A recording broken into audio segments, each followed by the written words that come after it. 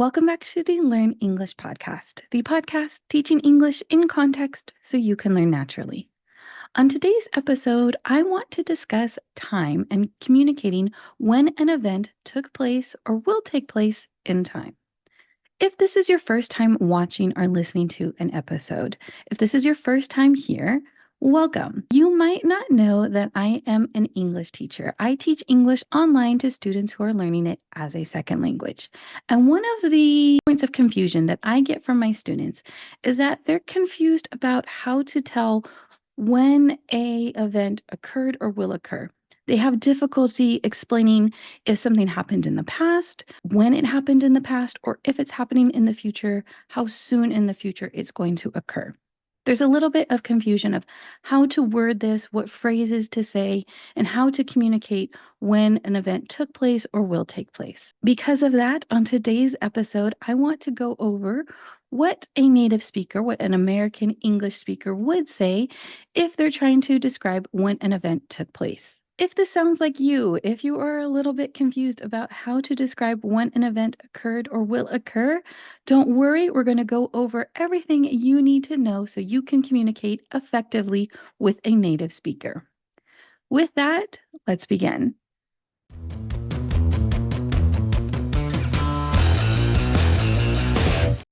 Before we start, I just want to remind you that in the episode podcast description, you will find a list of vocabulary words and phrases that I use in this episode so you can incorporate them into your vocabulary learning system and start using them in conversation yourself.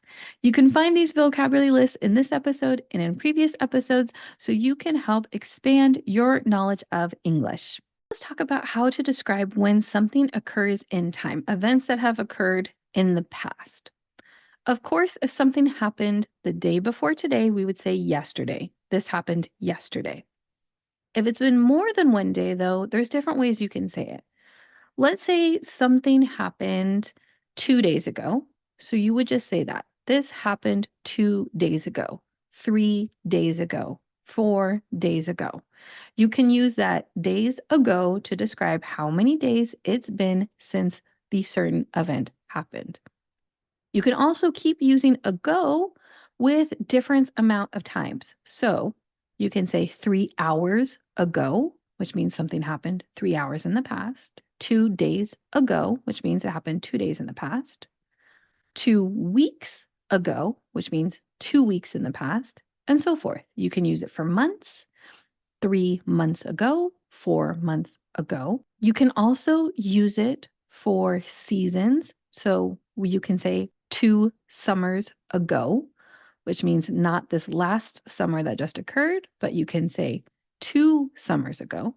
You can say 2 years ago, and even more, 2 decades ago.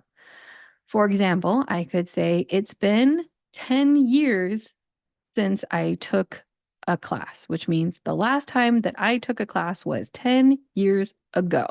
10 years ago. The last time that I was in Paris was 2 decades ago, which means 20 years.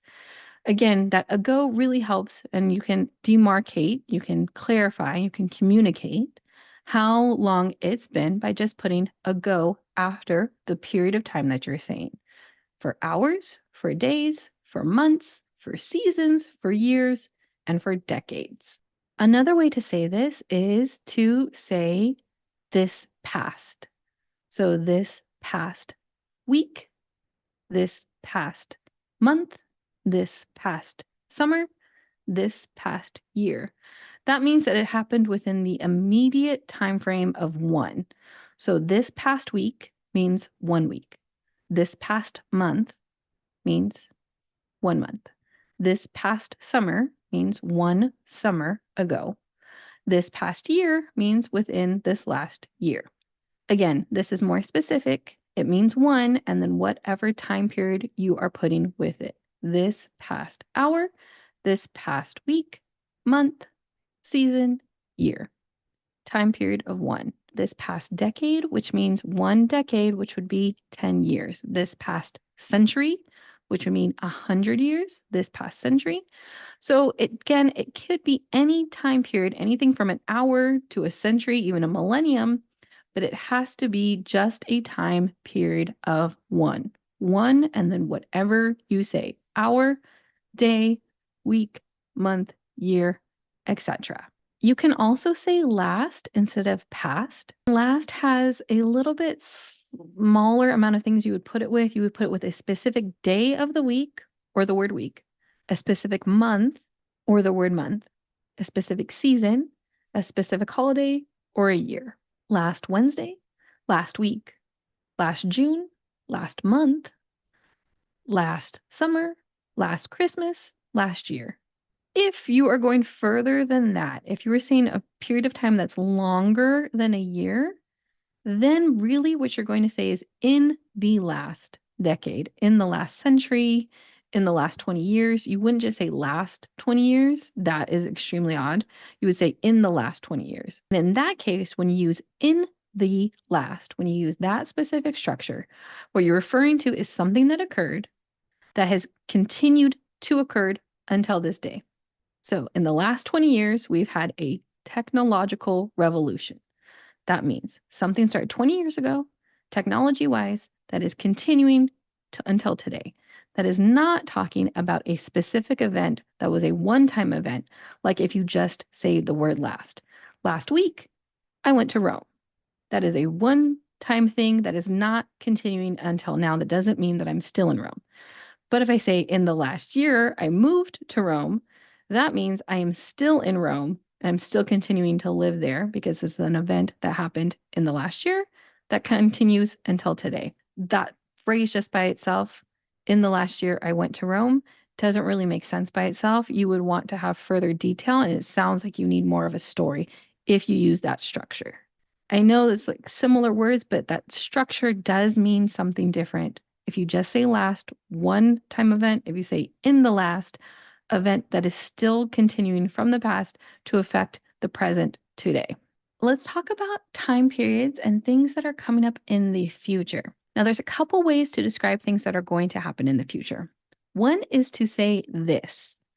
This means the next date that's coming up or the next time period that's coming up, or even referring to the current time that you're in.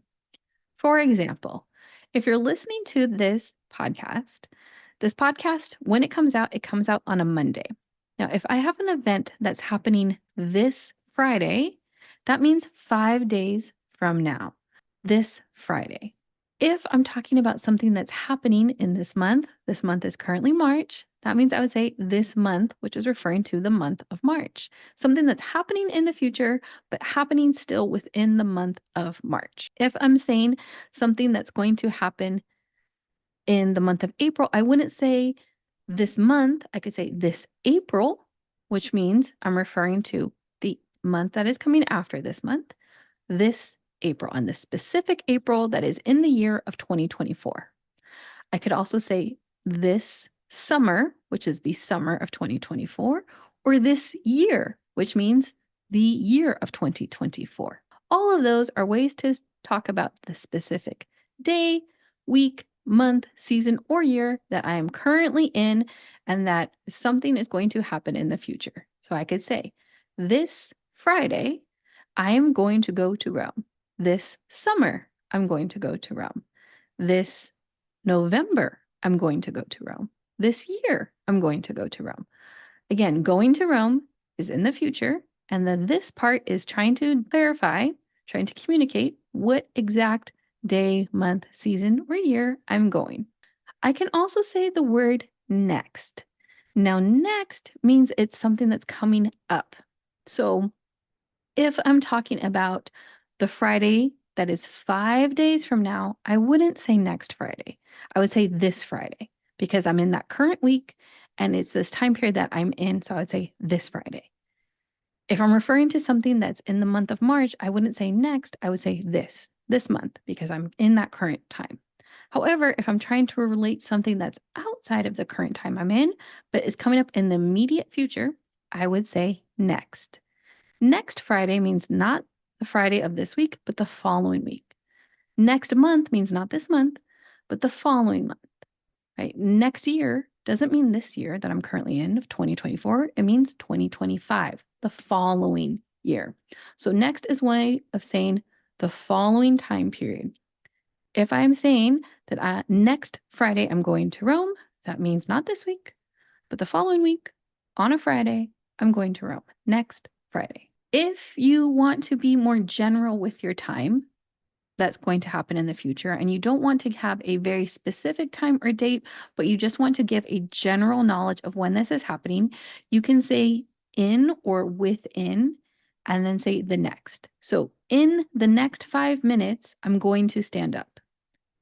That is a very short amount of time, but I'm not telling you the exact minute that I'm standing up. I'm just saying it's going to happen within the next 5 minutes. So within or in can be for very short amount of times, like 5 minutes, 10 minutes, or an hour. It can also be for a very long amount of time, like a year. So I can say, within the next week, I'm going to call my insurance company.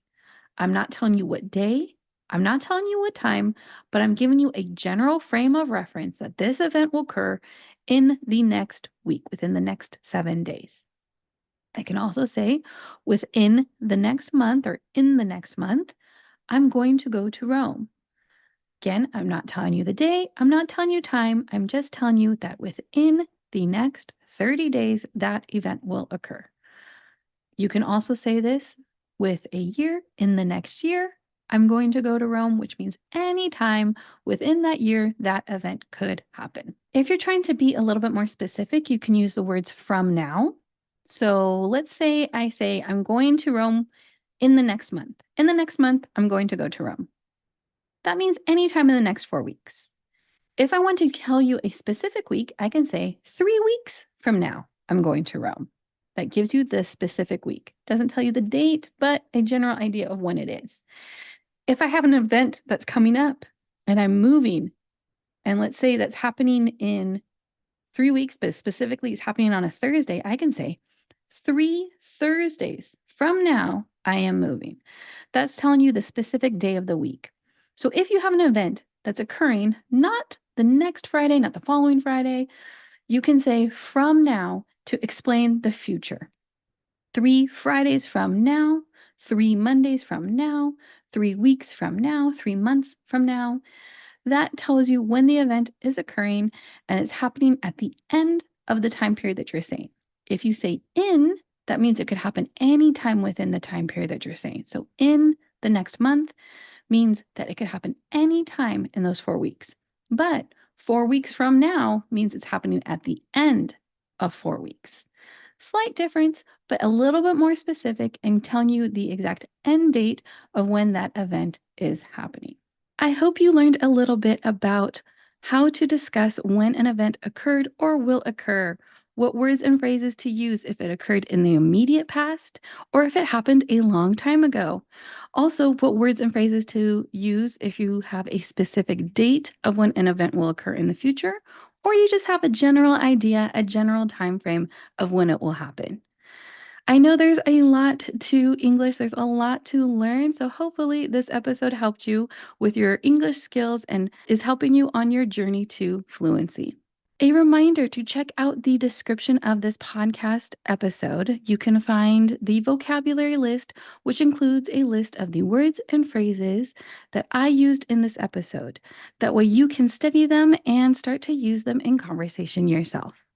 If this podcast is helping you, if it's helping you on your journey to fluency in English and you're enjoying the podcast overall, please consider leaving a rating on whatever app you are using to listen to this podcast on.